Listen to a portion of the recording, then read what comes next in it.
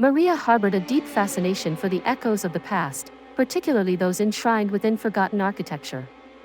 Her heart quickened at the sight of an abandoned Victorian-era home on Ashwood Road, a place the locals simply called the Grey Manor. It had stood empty for decades, a silent sentinel against the passage of time. Whispers followed its name, tales of strange lights dancing in its windows after dusk. Footsteps, heavy and deliberate, were said to reverberate through its empty halls, even when no living soul resided within its decaying walls.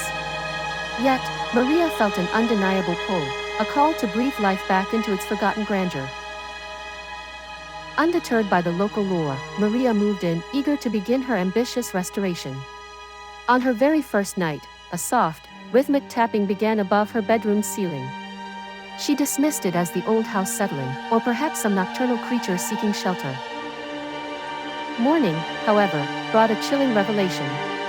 Muddy footprints marred the pristine upstairs carpet, leading from an unseen source.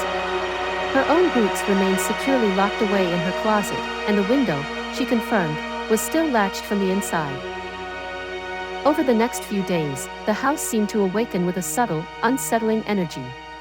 A framed photograph of the previous owner, a stern man from the 1900s, would consistently be found face down, despite Maria leaving it upright. Doors she had carefully closed were later discovered mysteriously ajar. Each night, precisely at 3:13 a.m., the attic light would flicker on. When Maria investigated, the switch was always in the off position, the bulb glowing with an impossible luminescence. The house was playing a game, and Maria was its unwitting participant. On the fifth night, a soft whisper roused her from sleep, "Leave now." The voice was unmistakably female, persistent and plaintive, yet it seemed to emanate from everywhere at once. She fumbled for her bedside lamp, and an icy chill swept through the room. Her breath plumed in the frigid air, visible in the dim light. The window rattled violently, though outside, the night was perfectly still, devoid of any wind.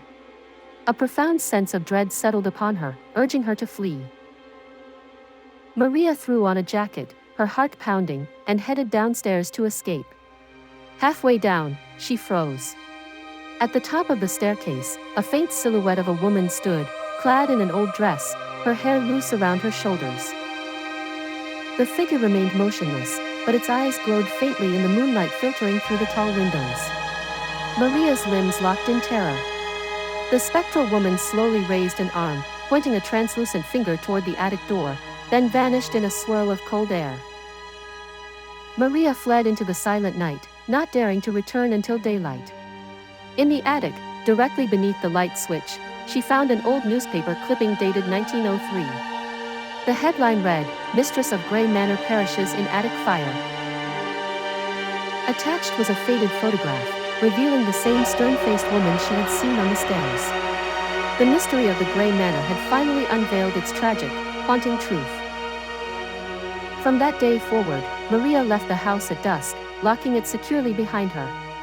She found no logical explanation for the voice, the figure, the recurring 3:13 a.m. timestamp, or the century-old fire.